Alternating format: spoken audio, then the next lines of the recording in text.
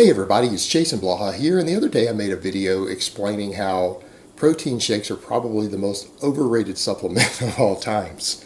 And I had people come in, at least one, who said, I need protein shakes to reach my 1 gram of protein per pound of body weight.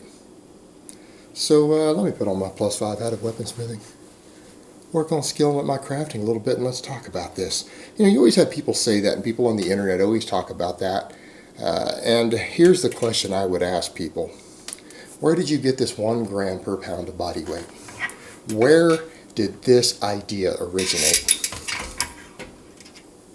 Did this come from top coaches who work with elite level and professional athletes around the world, who their performance, including their ability to gain ideal amounts of muscle mass for what they do, could make the difference between a $5 million contract?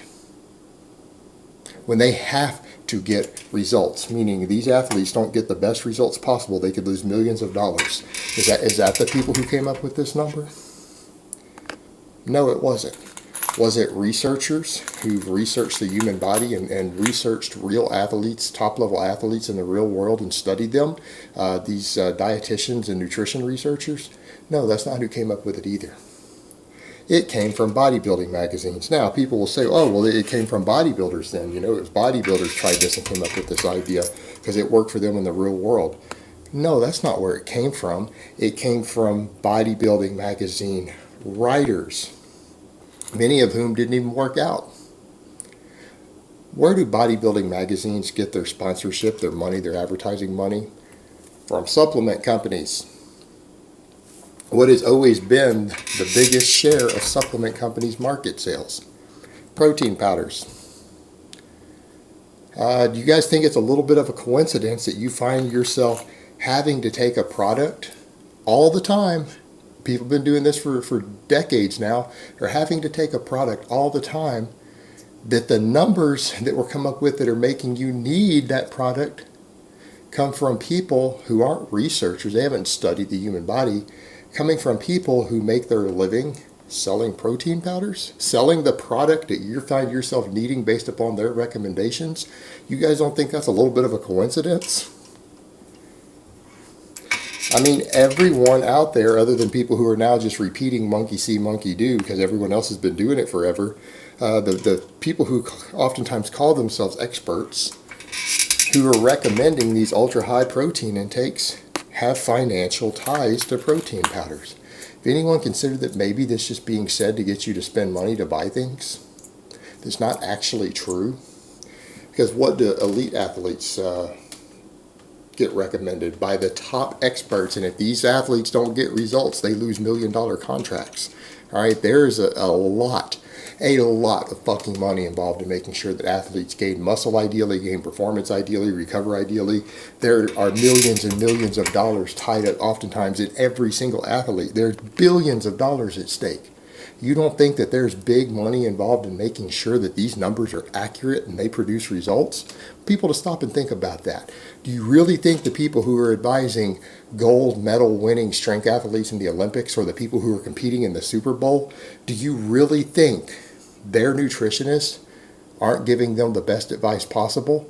Because you know what, if they aren't, they lose $1 million contracts and they fire them and they hire someone who knows what the fuck they're talking about. They have to. There is no margin for error. There's a massive margin for error in the bodybuilding world. This isn't billions and billions of dollars involved in terms of actual athletic performance and requirements. They can just do whatever the fuck they want. I mean, look at the provable bad advice you see bodybuilding coaches giving all the time. All right, bodybuilding's not competitive enough, and there's not enough money involved for it to have to be perfect.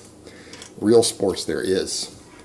All right, these experts tell these athletes they need 1 to 1.6 grams of protein per kilogram of body weight. The other person, the thing that I linked, showed that even the Olympic Committee recommends the gaining muscle for strength athletes, and these are for Olympic athletes, Olympic hopefuls, guys. They're telling them 1.2 to 1.6 grams of protein per kilogram of body weight. Now I want you to think about this. The guys who stand there and say that, let's say this guy weighs 190 something pounds, around 90 kilos. Now he thinks he needs to get 200 grams of protein a day, so he takes 2 protein shakes at 25 grams a piece or whatever, So he's getting 200 instead of 150 because he's been told this is what he needs. But the Olympic Committee's recommendations for a strength athlete trying to gain muscle maximally, who's Olympic hopeful, who is a real career on the line, not some arbitrary little thing like people's hobby lifting, people who actually have to get results if they want to be successful in their chosen career. If he's 90 kilos, 1.2 times that is around 110. 1.6 times that's around 150. He's already at the top end of that number before the protein shakes. But because people who write for these companies have told him he needs 1 gram per pound of body weight to gain muscle, he's buying the protein shakes and drinking them. You guys don't see the racket going on here? I mean, this is a total scam to sell products. It's a scam to sell products. It's completely unnecessary. Now, the one thing that I want to state, you know, people always attack the messenger. People will stand there, first of all, and act like I don't have muscle mass. I feel, well, that's why you don't have muscle. You make these recommendations, but I'm bigger than them. I'm bigger than half the fucking YouTubers. I'm not ripped, but I'm fucking bigger than they are. They're like, well, you don't eat enough protein. Well, how do you guys know how much protein I eat? Honestly, guys, I'm 5'9". I weigh 240 pounds. You don't think I eat a lot of fucking food? I want people to think about that for a minute. You don't think I have to eat a lot of food to weigh 240? I do cardio every day. I lift weights 5 days a week. I do 30 minutes to an hour of cardio 7 days a week. You don't think I eat a lot of food? How many calories you guys think I eat? How much protein do you guys think I eat? I don't drink protein shakes, and I accidentally, because I don't track, I don't do that if it fits your macros. I have days where when I look back and realize my protein intake, where I eat 250, 300 grams of protein without thinking about it. It's not actually that hard to get over 200 grams of protein. To get down to the numbers they recommend to these athletes, I would actually have to track. I would have to sit down and then reduce my protein intake to reach those numbers. Because if I eat just my normal foods, I eat tons of whole foods. I eat a lot of chicken. I eat a lot of Greek yogurt. I eat a lot of grains. I eat mostly carbs, mostly whole foods, mostly high fiber foods, but I tend to buy chicken and things in the big 5-pound value packs, and I cook them all in the oven in one day. I have days to where I just kind of take out my chicken because I dice it up and put it in other stuff. I put it in rice, I put it in pasta and everything else.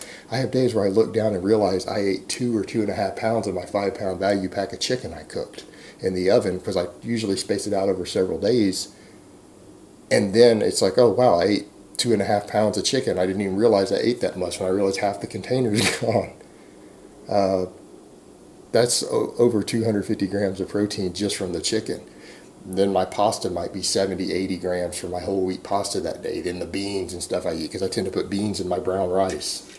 I tend to put beans and chicken in my pasta. So I end up sometimes hitting 250, 300 grams of protein without even tracking. It actually isn't that hard. Like guys who actually say, well, I have to drink protein shakes to get whatever. I'm like, well, what in the hell are you eating? Again, you got to wonder, is it these if it fits your macros, guys? Are you sitting around eating Pop-Tarts and ice cream? Because if you're eating whole foods, if you're actually eating lean cuts of steak, chicken breast, Greek yogurt, I like kefir. I drink a lot of kefir, which is a cultured dairy product. I like to put it on my cereal because I eat a lot of shredded wheat. Again, shredded wheat kefir, shredded wheat Greek yogurt mixed together. Your protein intake goes enormously high. I actually don't see how anyone who's gaining weight, anyone who is eating enough food to be gaining a pound a month, who is physically active, who lifts weights and does cardio, I honestly don't see how you guys eat less than 200 grams of protein a day unless you're like a vegan. If you're completely avoiding meat, completely avoiding dairy, I get it. But anyone who actually eats meat and dairy, like lean foods, and eats a whole food diet, like how do you guys even eat less than 200 grams of protein? I don't fucking get it. How is that even possible? Again, are you guys just eating Pop-Tarts all day? What the fuck are you eating to only get 100 or 150 grams of protein? I mean, most of you who are physically active, if you're actually training hard and you are doing cardio, there's no way you guys are eating less than 3,000 calories. So seriously, how is anyone struggling to hit these numbers? I just don't get it. What I would say to these people, maybe your problem is you just don't eat enough in general. The fact that people are like, well, I need protein shakes to hit these numbers. No, you don't. You're probably just not eating enough real food. you're probably not eating enough real food in general. That's the only reason people are going to end up not getting enough protein. Particularly when you look at the numbers that are required, we're talking about, again, 110, 150, 160 grams of protein. Anyone who's eating 3,000 calories of whole food, unless you are a vegan and you're avoiding animal products, how in the world are you not hitting 140 or 150 grams of protein if you're eating 3,000 or more calories? And if you guys aren't eating 3,000 calories, I'm going to question how physically active you are. You're probably not very active if you're not eating that much food. So again, this whole idea that's being thrown out here, it seems to me that this is actually just thrown at undereaters or people who eat a bunch of junk food and who they've been given false protein intake numbers that they're told by these companies that they need, that they don't actually need. The top experts out there don't think you need that much. Why are you going to let people who make their living selling protein powders convince you that you need their products when none of the experts who work with elite level athletes say you do?